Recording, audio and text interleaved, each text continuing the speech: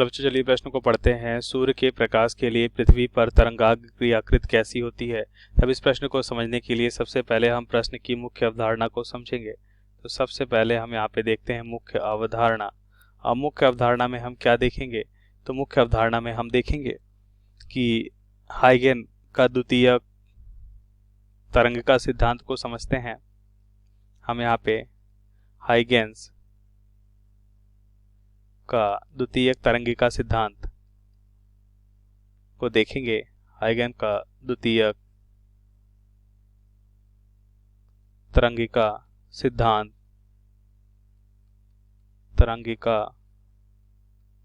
सिद्धांत क्या होता है। हाइगन का द्वितीयक तरंगिका सिद्धांत, तो यहाँ पे हम देखते हैं कि अगर हम कोई भी स्रोत लेते हैं, मान लेते हैं एक बिंदु स्रोत लेते हैं, उदाहरण के तौर पे हमने बिंदु स्रोत लिया। अब इस बिंदु स्रोत पे हम देखते हैं कि मान लेते हैं कोई भी माध्यम है, तो हम देखेंगे कि जो प्रकाश स्रोत है इससे चारों ओर हम क्या देखेंगे, इससे चारों ओर ये प्रकाश क्या होंगी, गति करेंगी। प्रकाश स्रोत से चारों ओर प्रकाश गति करेंगी और हम देखते हैं जिस माध्यम में है उस माध्यम में मान लेते हैं इस प्रकाश का वेग अगर भी है तो t समय में इसके द्वारा तय की गई दूरी कितनी हो जाएगी, d बराबर v इंटू टी। और हम देखते हैं कि ये समान समय में समान दूरी तय करेंगी और ये सभी बिंदु क्या हैं, एक ही कला में है, या हम कह सकते हैं कि समान कला में है। तो समान कला में ये सभी बिंदु इनको मिलाएंगे तो हमें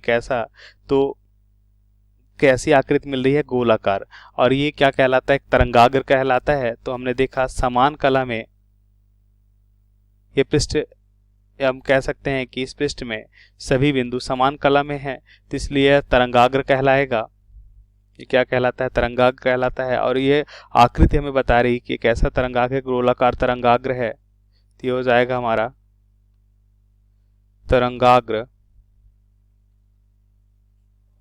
और इस तरंगाग्र में स्थित प्रत्येक बिंदु द्वितीयक स्रोत की भांति कार्य करते हैं। अब हम उत्तर को समझते हैं। तो जैसा कि प्रश्न में हमें दे रखा है कि सूर्य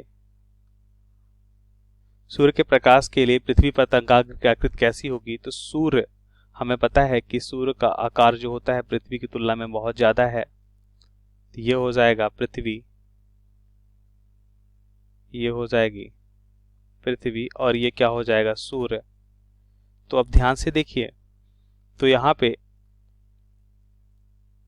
जो प्रकाश स्रोत है कुछ इस तरह से आएगा। यहाँ पे प्रकाश स्रोत कैसा होगा, कुछ इस तरह से होगा। मतलब हम कह सकते हैं कि समान दूरी, यहाँ पे हम देखेंगे कि समान समय में ये समान दूरी तय करेंगी और इस सभी बिंदुओं को मिलाने पे ये बिंदु सभी समान कला में होंगे। तो यहाँ पे एक तरंगाग्र बनेगा, ठीक है। तो ये तो गोलाकार तरंगाग्र हुआ। लेकिन यहाँ पे देखिए जैसे ये दूरी बढ़ती जा रही है तो हम क्या देखते हैं कि ये इसका जो त्रिज्या है वो और ज़्यादा बढ़ता जा रहा है और एक स्थिति हमें ऐसी मिल रही है कि ये हमें कैसा लग रहा है, एक समतल की भांति लग रहा है। तो यहाँ पे हम देखते हैं कि यहाँ पे पहुँचते ही ये तरंग हमें कैसा प्रतीत होने लगता है, यहाँ पे पहुँचते ही ये हमें समतल प्रतीत होने लगता है। ये हमें यहाँ पे समतल प्रतीत होने लगता है। तो इस तरह से हम देखते हैं कि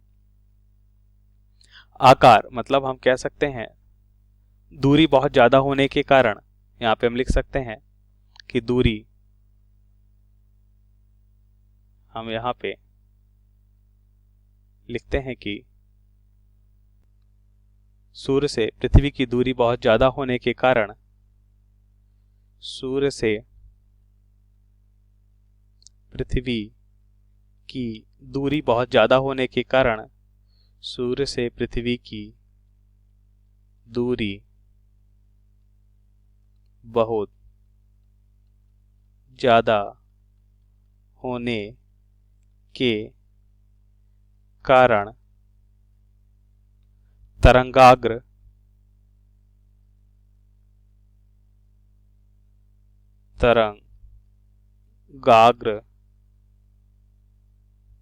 की,